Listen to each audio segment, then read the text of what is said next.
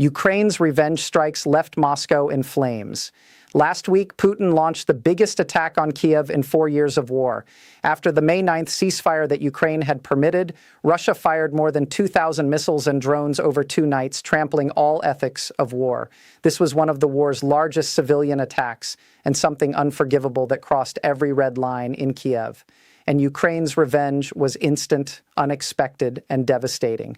This attack was not an ordinary retaliation. It was a surgical operation that cut 3 different arteries feeding Russia's war machine in a single night. It burst Moscow's fuel artery, burned the factory that produces the brain of the missile that killed civilians in Kiev, and blinded Crimea's air defense eyes. The first target was Moscow's Lifeline. On the night of May 17th, the SBU Alpha Special Operations Unit and Defense Forces launched a coordinated night strike. Drones reached within 40 to 45 kilometers of Moscow, striking the Rosneft-owned Solnogorsk fuel loading station in Durkino village.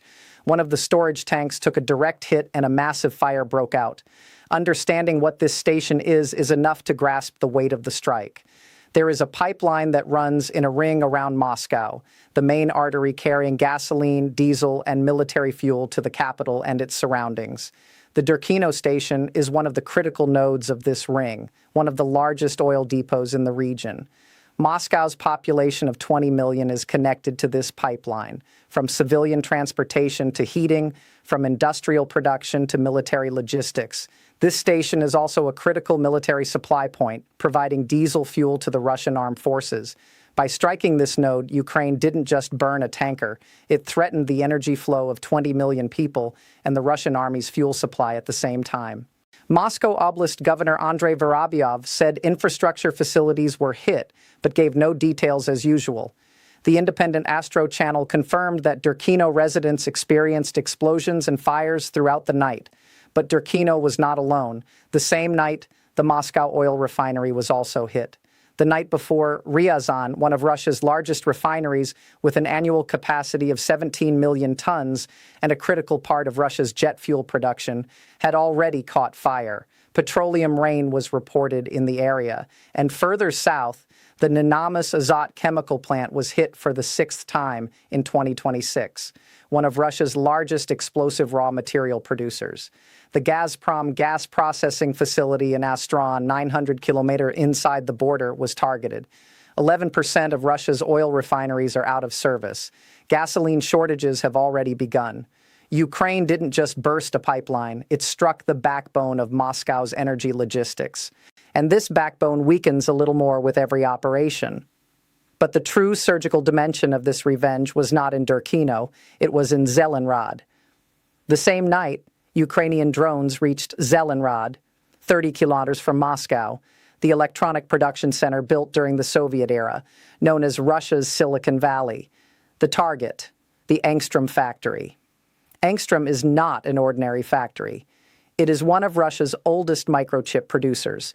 The semiconductors it produces are used in military communication systems, radars, electronic warfare devices, and most critically, missile guidance systems. The Ukrainian General Staff stated that the facility is an important component of Russia's defense industry and produces microelectronics, radio electronics, optical systems, and robotics. The U.S. has applied sanctions on Angstrem since 2022, but the factory continued operating, and the timing of this strike tells everything. The Kh-101 cruise missile that destroyed the apartment building in Kiev on May 14th had been produced in the second quarter of 2026. Despite sanctions, components continue reaching Russia. Zelensky said it openly that day. Sanctions must be more painful for Russia. 3 days later, Ukraine struck Angstrem, the factory that produces the brain of that missile. The message is clear as day. If sanctions won't stop it, we will by physically destroying the production line. The Elma Technopark in the same area, a technology cluster hosting more than 150 firms across 60,000 memory-producing electronics and military equipment, also burned. The Exelanova plus OSENT channel confirmed the fire with videos taken from Sava Street, and OSENT channels reported that the MKB Ruga facility may have also been hit. This is the factory that produces Russia's cruise missiles, including the Kh-101. If confirmed, Ukraine has effectively said, "We also struck the factory that produces the missile that kills our civilians." SBU Acting Chief Euhene Kamar spoke openly. These operations are extremely important for weakening Russia's military potential. Even the most protected Moscow Oblast is not safe.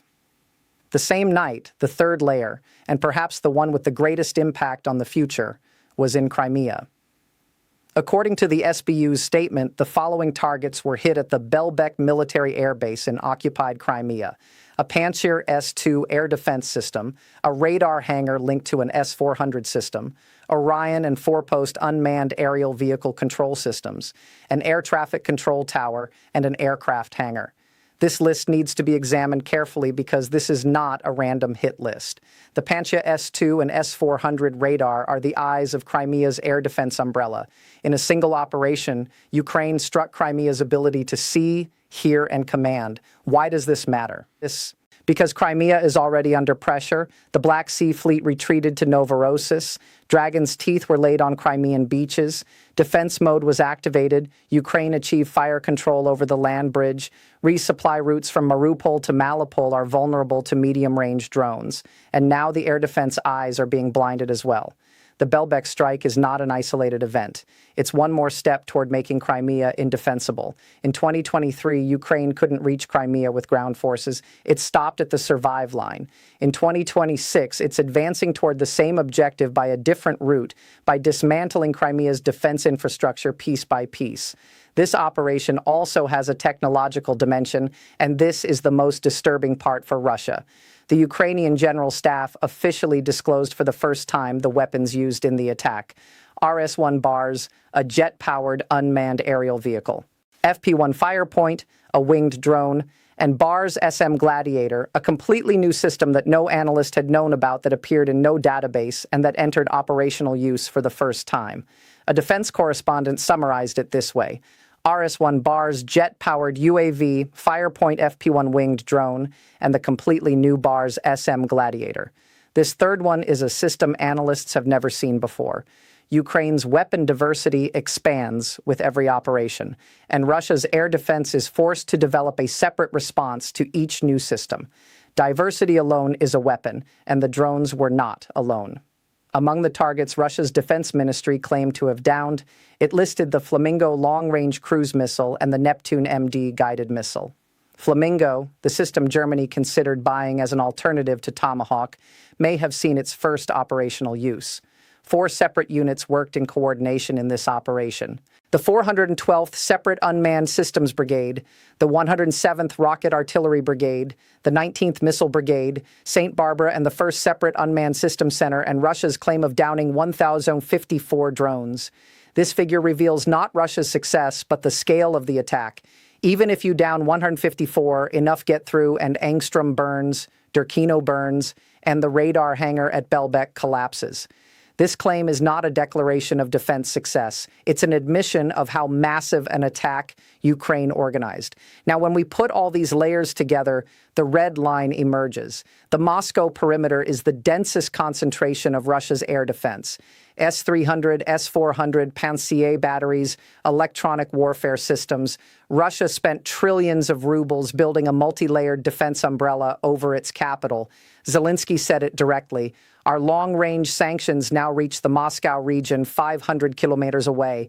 Air defense is most heavily concentrated there, but we're overcoming it. We're overcoming it. 4 words: invalidating Russia's biggest security investment. And there's an ironic dimension as well.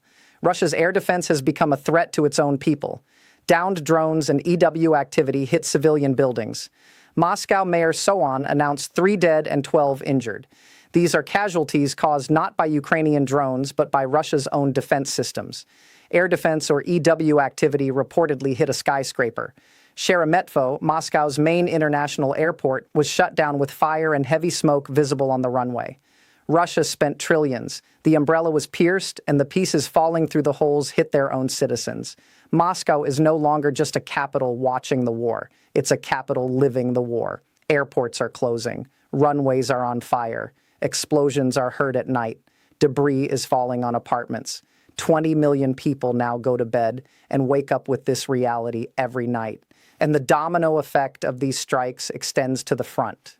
When a refinery is hit, jet fuel production drops. When jet fuel drops, Russian Air Force sortie numbers decrease. When sorties decrease, glide bomb strikes on the front slow. When glide bombs slow, Ukraine's defense lines strengthen. When Angstrem is hit, precision weapons production is disrupted. When missile production slows, Russia's deep strike capacity drops. When air defense is hit at Belbek, Crimea's defense umbrella weakens. When it weakens, the next Ukrainian operation goes more easily. Every strike makes the next one easier. Russia's war machine erodes a little more with every operation, and the rate of erosion has long surpassed the rate of repair. At this point, the balance needs to be seen. Russia still has massive strike capacity. It fired more than 2,000 missiles and drones over 2 nights. 24 civilians lost their lives in Kiev. It stockpiled weapons during the ceasefire and used this capacity ruthlessly. Russia's missile stocks have not been depleted, and it can continue striking civilian targets. But the difference is becoming increasingly clear. Russia strikes civilian apartments. Ukraine strikes Angstrem pipelines, refineries, air defense systems. Russia tries to create a terror effect. Ukraine cuts the arteries of the war machine. One side produces fear, the other delivers strategic damage. And the pain of those 24 civilians in Kiev will never diminish.